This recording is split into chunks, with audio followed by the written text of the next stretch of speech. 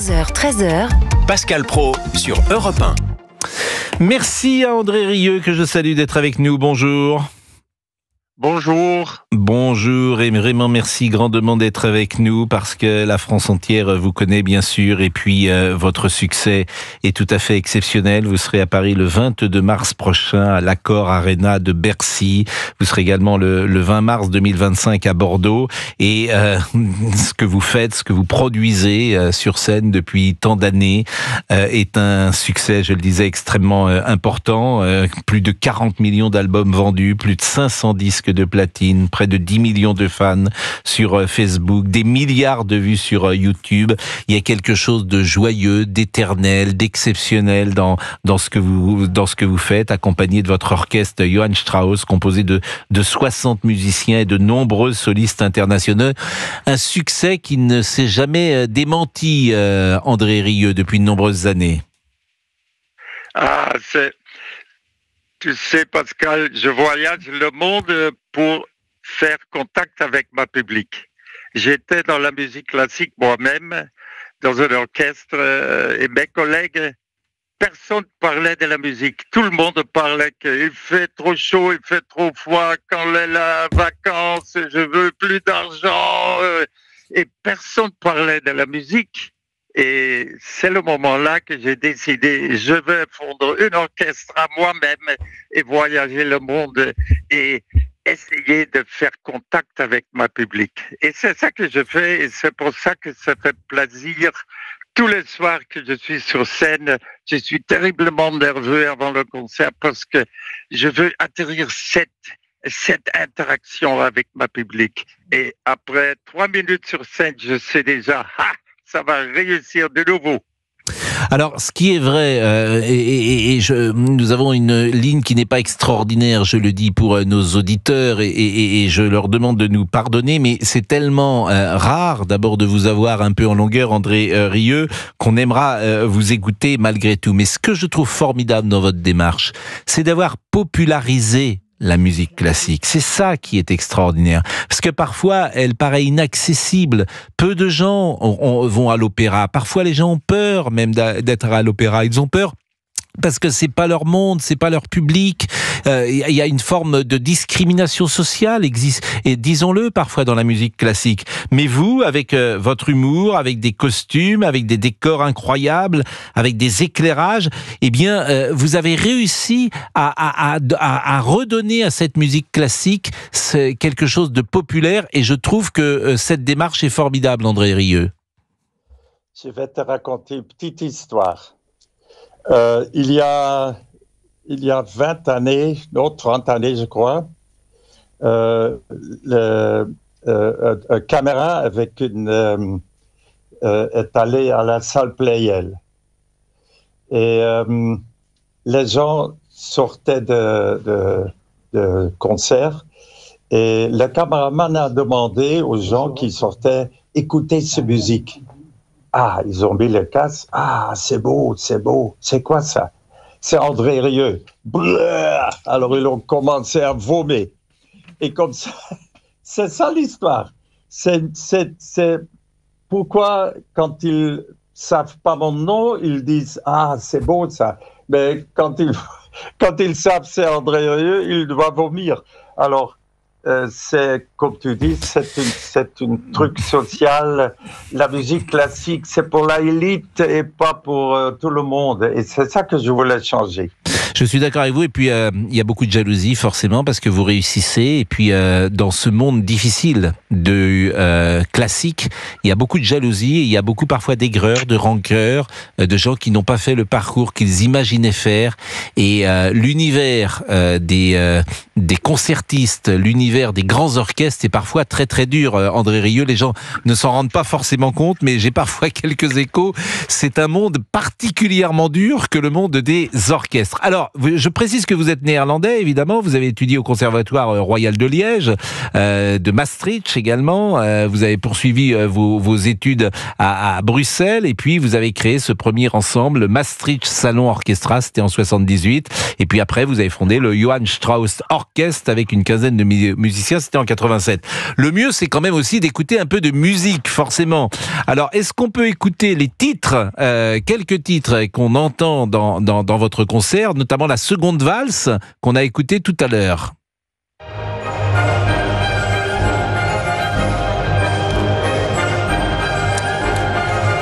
Alors là, on reconnaît évidemment Shostakovich, et on le connaît aussi parce que Shostakovich avait été immortalisé par Stanley Kubrick, puisque dans le film Eyes Wide Shut, c'est le film, c'est la bande originale, c'est la musique qui accompagne tout à fait, tout le temps, veux-je dire, ce film absolument formidable d'Eyes Wide Shut, que vous connaissez sans doute, André Rieu, et c'est vrai que ce moment-là est un moment important parce que c'est une version du 19 avril 95 avant le match Ajax Olympique de Marseille, André Rieu. Oui, c'était la toute première fois que j'étais dans un stade. J'ai joué sur le point, là au milieu, et tout le public, comment on dit ça, wave with their flags, je ne sais pas en français. Et heureusement, Ajax c'était gagnant.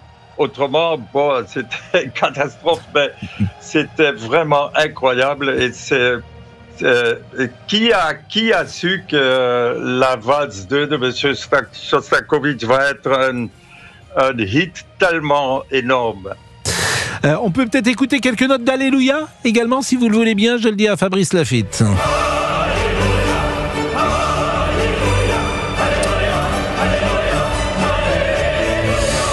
On peut écouter également Nearer My God of Stream, qui était issu de Titanic.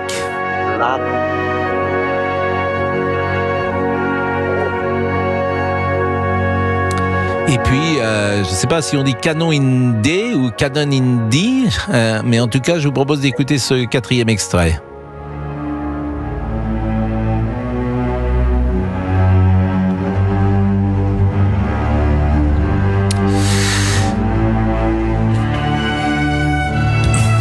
Alors ça, oui, ça c'est le canon de Pachelbel, hein, je crois, André Rieu. Oui.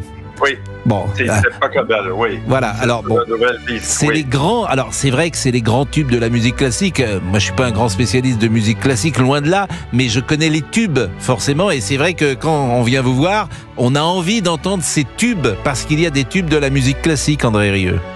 Oui, je joue que la musique qui touche mon cœur. Et quand la musique touche mon cœur, je sais que ça va toucher le cœur du public.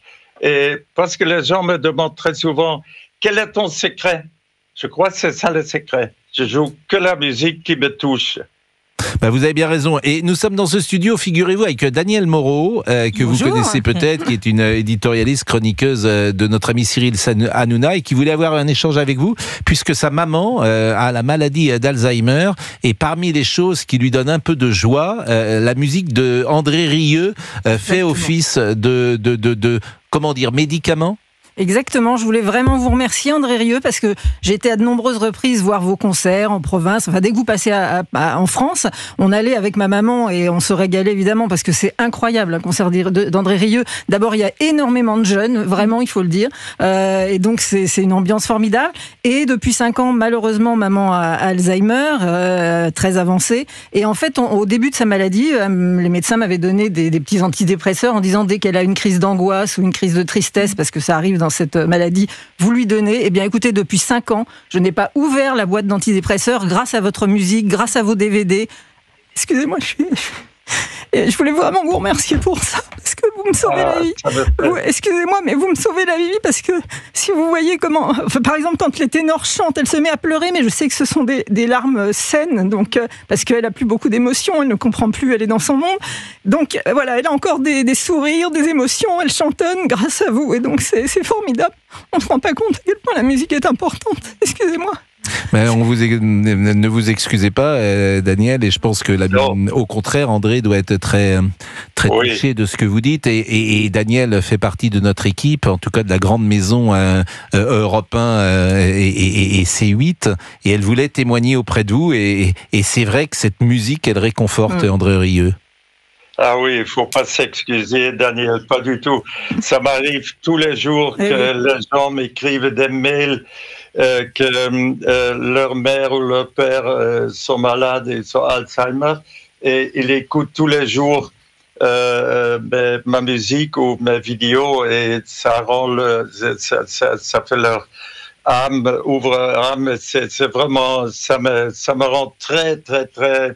J'ai des larmes dans mes yeux que tu racontes ça, Daniel. Merci beaucoup. Merci. Le 22 mars, vous serez à Paris. Et vraiment, moi, j'ai envie d'être à Bercy, à l'Accor Arena de Bercy.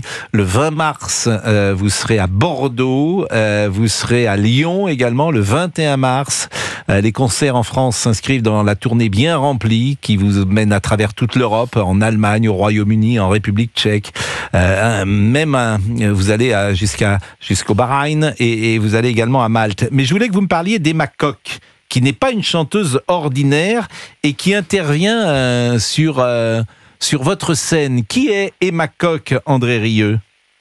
Ah ben, Koch, c'est une jeune fille hollandaise. Elle a commencé à chanter avec moi quand elle avait 15 ans.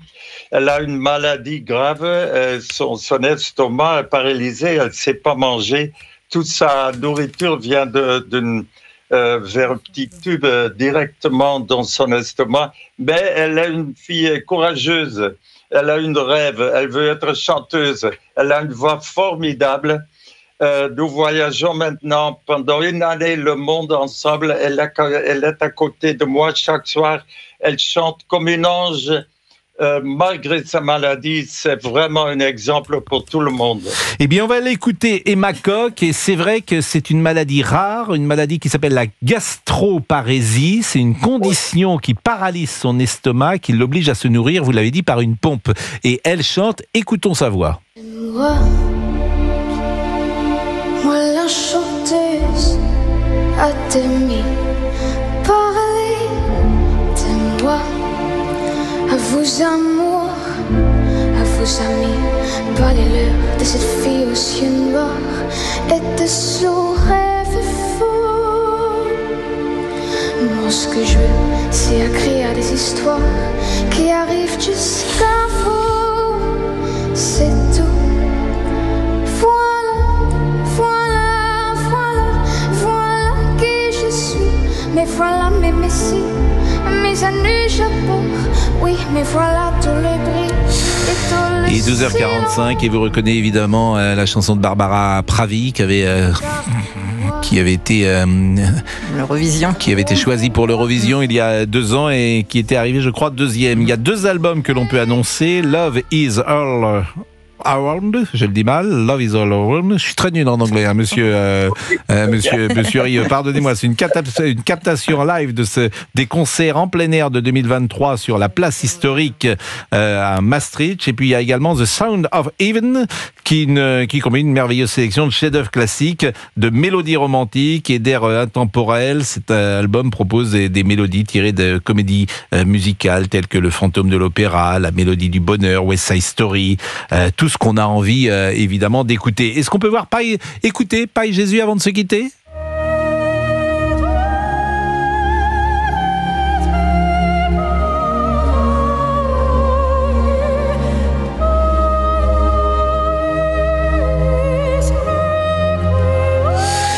Ce qui est important, André Rieu, pour les gens qui viennent vous voir, c'est que, j'allais dire, il y en a pour son argent. C'est-à-dire que c'est peut-être pas donné d'aller vous voir, effectivement, et c'est un spectacle, et parfois pour certaines personnes, ça peut être effectivement le ticket n'est pas forcément donné parce que c'est cher d'aller au théâtre, c'est cher d'aller à l'opéra, c'est cher d'aller au spectacle, mais l'argent, on le voit sur scène. Il y a quelque chose de généreux dans ce que vous faites, André Rieu. Oui, ma femme toujours dit, André, tu aimes à donner, que donner. Mais mes concerts durent plus de 3 heures parce que je ne peux pas arrêter avec les encores. et le public demande encore, plus. À un certain moment, je dois m'arrêter parce que tout le monde veut aller à la maison. 3 heures de spectacle, quoi qu'il arrive, le spectacle d'André Rieu? Oui, c'est vraiment... Mais je t'invite au concert et tu vas voir, tu veux pas aller à la maison. Exactement, on ne veut pas partir. Écoutez, c'était un bonheur vraiment d'échanger avec vous parce que votre enthousiasme est intact, votre épouse a raison, votre générosité aussi, et c'est vrai que, je le dis, il y a très peu de musiciens, souvent classiques, qui comme ça vont au contact du grand public. Je sais que dans ce milieu, dans le milieu dans lequel vous avez grandi, c'est pas toujours bien vu. Et puis je parlais de la jalousie, de la rancœur, parce que effectivement, la réussite est au bout du chemin et c'est parfois difficile. Je sais pas, vous devez vivre ça évidemment avec sérénité parce que depuis le temps vous êtes habitués. Mais je voulais vraiment vous saluer puis vous remercier au nom de tous les auditeurs qui nous ont écoutés depuis un quart d'heure, André Rieu. C'était un grand plaisir de parler avec vous et avec Daniel. Merci, et je vous invite au concert. J'ai ma place depuis le premier jour, parce qu'il faut dire qu'on parle souvent de Mylène Farmer, tu sais, qui vendent des places en une journée. J'ai eu un retard d'une demi-heure, je suis déjà vers le fond de la salle, donc ça part à une vitesse. Donc je serai là le 22 mars. C'est combien de personnes à Bercy? 15 000 Bercy. 15 000, ça part en quelques minutes. Oui. Bon, écoutez, on vous embrasse et on vous quitte en musique. Merci André Rieu. Ok, ciao.